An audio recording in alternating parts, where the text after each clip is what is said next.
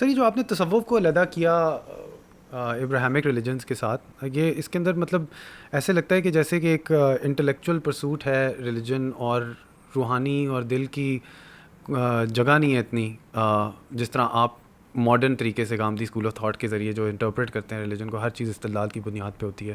تو اس میں جو انسان جو خوبصورتی محسوس کرتا ہے کسی پہاڑ کو دیکھ کے یا کوئی نظم دیکھ کے دنیا کا، اور اس سے اس کو ایک بڑے پروردگار کو یا ایک بڑا ڈیزائن محسوس ہوتا ہے، یہ محسوس کے ذریعے اپنے ریلیجن کو محسوس کرنا یا اپنے احساسات کو جسٹیفائی کرنا، اس کی کوئی جگہ نہیں ہے. اس کی تو بہت جگہ ہے. یہ تو اللہ تعالیٰ کا مقدمہ ہے. وہ تو کہتے ہیں اسی بنیاد پہ تم نے مجھے ماننا ہے، تم اپنے اوپر غور کرو، تم کیا ہو، ایک عقلی وجود ہو، ایک جمالیاتی حس تمہارے اندر رکھی گئی ہے.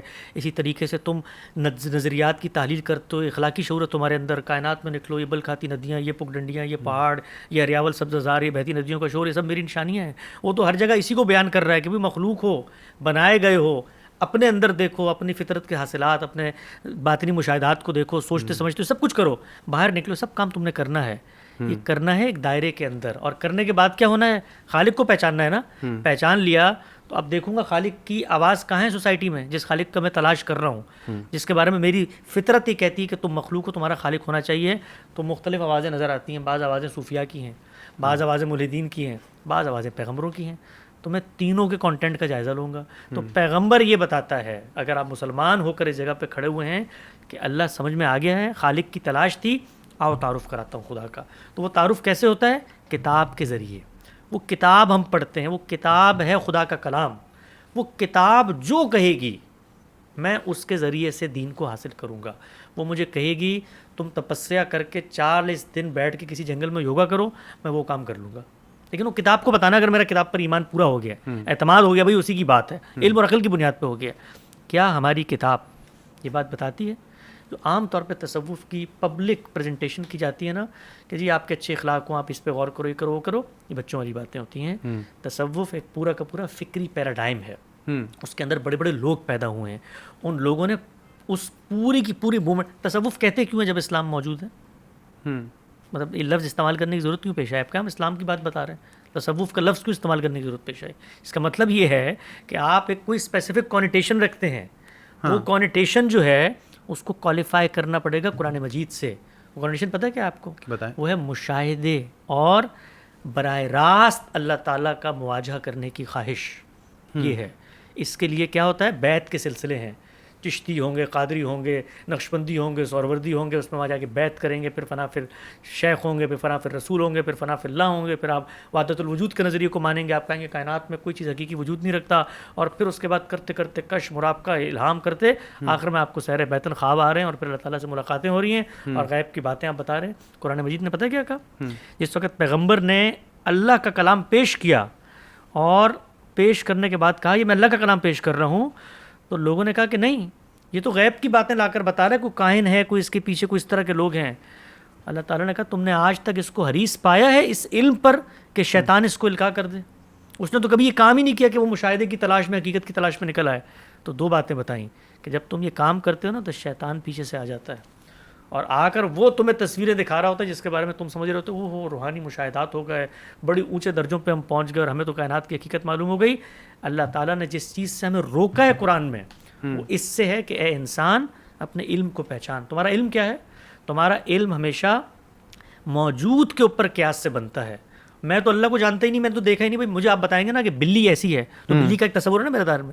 آپ کہیں گے دائرہ ہے، میں نے گول رنگ کا چشمہ پہنا تو گول کا ایک تصور ہے میرے ذہن میں. اللہ تعالیٰ کہتا ہے لیس کمثلہ شیء. بھائی میری کوئی مثال ہی نہیں ہے.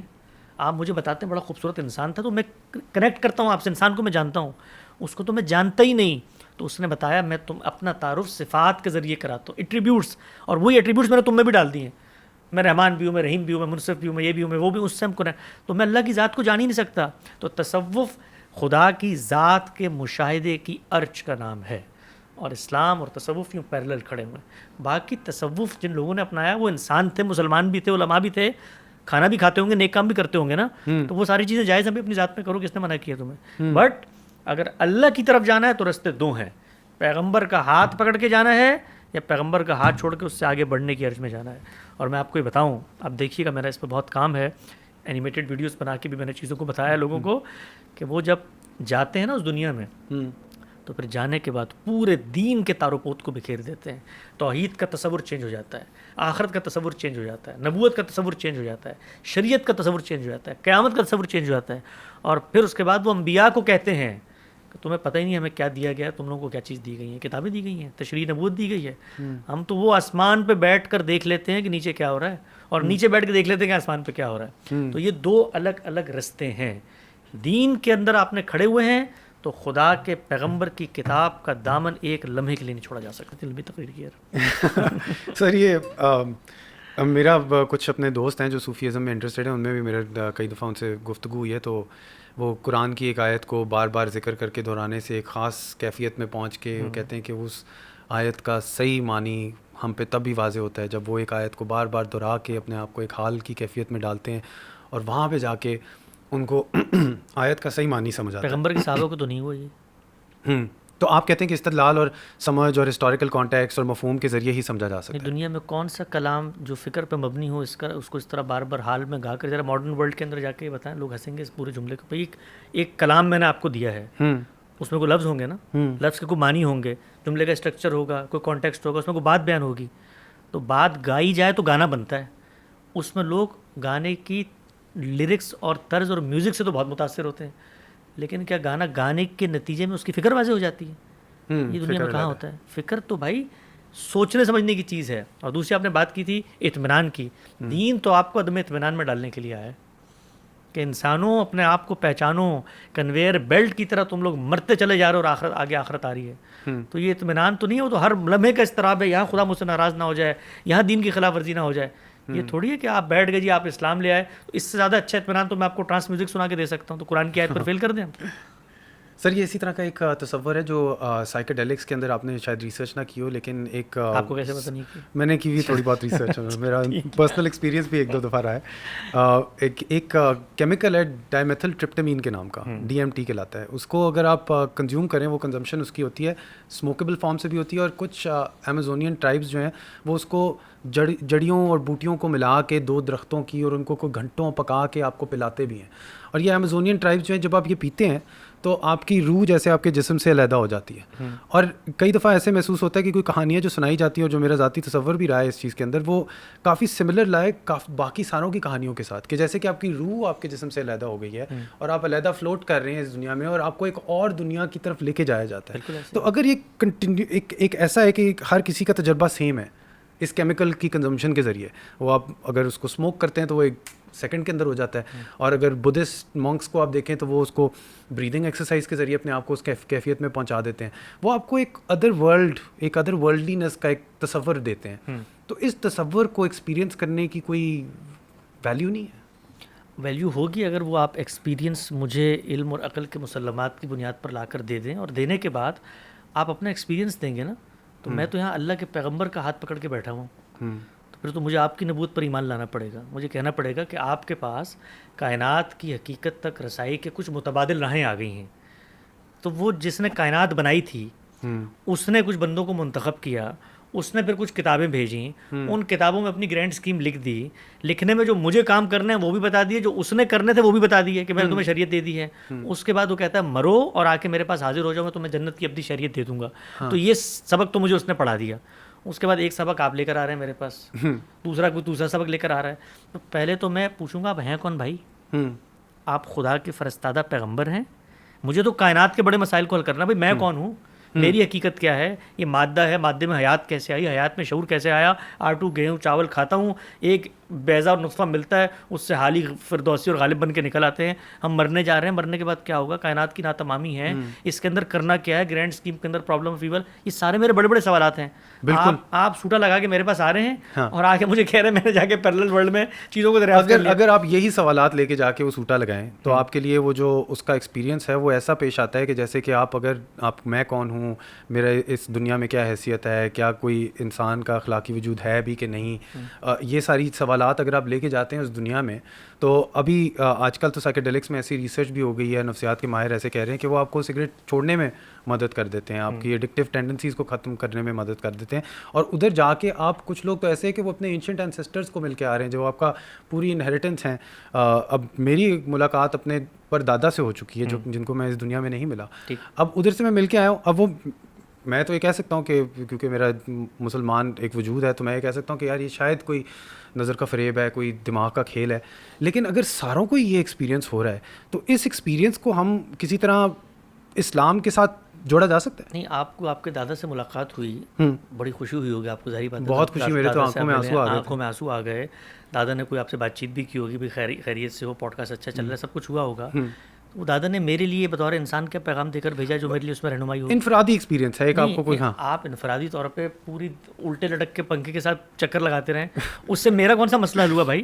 مطلب میں تو دین کو اس لیے پیش کر رہا ہوں کہ یہ میرے کائنات کے بڑے سوالات کا اس اعتماد سے جواب دے رہا ہے. جماعت پیغمبر دے رہا ہے, پیغمبر کی بات مجھ پہ کروڑوں لوگ اجماع اور تواتر سے پہنچا رہے ہیں, اس کے کانٹینٹ کو میں علمی عقلی بنیاد پہ تمہارے سامنے پیش کر رہا ہوں. اس کے الفاظ میرے سامنے موجود ہیں, وہ تمہارے دنیا میں جن معاملات میں تم فیصلہ نہیں کر سکتے اس میں شریعت دیتا ہے, وراثت کی تقسیم بتاتا ہے, نکاح طلاق کے معاملات بتاتا ہے, سنن عادیہ بتاتا ہے, یہ سب کچھ کرتا ہے. مجھے بتاتا ہے خالق کے ساتھ تعلق اظہار کرنا ہے, یہ کرنا ہے. تو بھی اگر دادا جی نے ان میں سے کوئی نیا اضافہ کر کے میرے لیے بھیجا تو میں تو آپ کے ہاتھ پہ بیٹھ کر کے دادا سے ملنے جاؤں گا. لیکن ملاقات اگر ان کی آپ سے ہوئی ہے تو بڑی خوشی کی بات ہے. آپ اپنے دادا سے ملے, میں اپنے دادا سے ملوں گا, اس کا دین سے کوئی تعلق نہیں ہے. اور اس کے نتیجے میں اگر دادا نے نصیحت کی بھائی تم کھانا کم کھا رہے ہو, بڑے کمزور ہو گئے, کھائے پیے کرو, آپ کی صحت اچھی ہوگی, تو دین کا موضوع نہیں ہے. اچھا, آپ جو چاہیں کریں. اچھا, انہوں نے کہا ایڈکشنز ختم ہو رہی ہیں, بڑی اچھی بات, ایڈکشن ختم, یہ دنیا کا موضوع ہے. آپ جائیے اپنی نفسیات کے ساتھ. اس طرح کے تجربے کو کس طرح دیکھے گا پرٹیکولرلی اسلامک پرسپیکٹیو سے, کہ یہ کیا ایک غیر اسلامی چیز ہے کرنا؟ پیٹ میں درد کے تجربے کو کیسے دیکھے گا؟ یہ دین کا موضوع نہیں ہے. بالکل, دین کا جو موضوع ہے وہ اس کے حوالے سے بات کرے گا. آپ اپنا تجربہ جیسے ہی دین کی کونیٹیشن میں لا کے مجھے بیان کرنا شروع کریں گے نا, دین آپ کو آ کے یہاں سے پکڑ لے گا اور آ کر کہے گا کہ تمہیں میں نے یہ کہا تھا کہ محکمات کے پیچھے جاؤ, جو کچھ پیغمبر نے دیا ہے کتاب اللہ اور سنت کو پکڑو. یہ تم گئے کیسے وہاں پر دین کی بات جاننے کے لیے؟ تم اس کا مطلب خدا پر ایمان نہیں لائے, پیغمبر پر ایمان نہیں لائے, تم تو اپنے باطنی مشاہدات میں جا رہے ہو. یعنی کہ اگر مجھے کوئی مورل انسٹرکشن اس چیز سے نہیں مل رہی, وہ دین کا موضوع تو اخلاقیات کے دائرے تک ہی محدود ہے نا, اگر تو اگر مجھے مورل انسٹرکشن نہیں مل رہا اس تجربے سے تو دین کو کوئی اس چیز سے اختلاف نہیں. اور اگر آپ کو مل بھی رہی ہے تو ملنے کے بعد آپ میرے پاس لے کے آئیں گے نا, تو میں اس سے پہلے اتھارٹی پوچھوں گا کس نے دی ہے. آپ کہیں گے دادا ابو نے دی ہے. وہ دادا ابو کس نے دی ہے؟ وہ کہیں گے اللہ میاں نے دی ہے, اس لیے کہ سگریٹ پینے کے بعد دادا ابو اور اللہ کا کنیکشن جڑ گیا تھا. تو اس کے بعد میں کہوں گا ارے اللہ میاں کو جو تمہارے ساتھ ایکسپیرینس ہوا, یہ اللہ میاں 3 ارب انسانوں کو تو کچھ اور دے کر گئے ہیں, اور وہ پیغمبر کے ساتھ پوری کی پوری روایت کھڑی ہوئی ہے. تو یہ اللہ میاں تمہارے والے ٹھیک ہیں, میرے والے ٹھیک ہیں, تو کچھ بھی نہیں ہو سکتا بھیا. اس میں خلاصہ بتایا ہوں, بڑی اچھی بات ہے. میں آپ کو ایک واقعہ سناتا ہوں. ایک زمانے میں ہمارے ایک بڑے استاد تھے, ان کے پاس ایک کپل آیا مسلمان ہونے کے لیے. تو انہوں نے پوچھا بھائی کیوں مسلمان ہو رہے؟ انہوں نے کہا اس لیے کہ ہم روحانیت چاہتے ہیں اپنے اندر. انہوں نے کہا جا کے ہندو ہو جاؤ, بہت روحانیت مل جائے گی تمہیں. یعنی اگر آپ چاہتے ہیں نا باطنی تسکین, وہ میلیٹونین سے بھی ہو سکتی ہے, وہ کوئی ہندو یوگی بھی کرا سکتا ہے, وہ کوئی عیسائی راہب بھی آپ کو کرا سکتا ہے, وہ آج کل میٹاورس میں آپ چشمے پہن کے بھی کر سکتے ہیں, 10 طریقے ہو سکتے ہیں, وہ سب کچھ کر سکتے ہو. بھائی دین یہ کرنے نہیں آیا, دین قائم بالقسط رکھنے آیا ہے. دین بتانے آیا ہے کہ آخرت کا مقدمہ کیا ہے, اس میں نجات کے معیارات کیا ہیں, اللہ کیا کون سے اعمال مقبول ہوں گے, اللہ سے تعلق کا طریقہ کیا ہے, دین کا مقصد کیا ہے, وہ تزکیہ ہے, وہ بدن کا, وہ اعمال کا, وہ خورنوش کا. یہ دین کا موضوع ہے, اس نے شریعت دی ہے. اس سب کے مقابلے میں آپ میرے پاس لے کر آتے ہیں اپنا خواب, تو میں کہاں جا کے سر پھوڑوں؟ لیکن میرے اپنے آپ کو روحانی تسکین اگر مل رہی ہے تو اس کے اندر کوئی اختلاف نہیں ہے. اپنے آپ کو تو آپ کو گیم کھیل کے بھی مل سکتی ہے. بالکل ٹھیک ہے. اپنے آپ کو تو لوگوں کو اپنے آپ کو کسی کمرے میں بند کر کے مل سکتی ہے. دین کو اس پہ کیا اعتراض ہے؟ دین کو تب اعتراض ہوگا جب کمرے میں آپ بند ہوئے ہیں اور بیوی باہر شور کر رہی ہے, بچوں کو اسکول لے کر جاؤ. دین تب آئے گا آپ کے پاس. باقی آپ جو چاہیں کریں, دین کا موضوع دنیا نہیں ہے, دین کا موضوع موت اور آخرت ہے.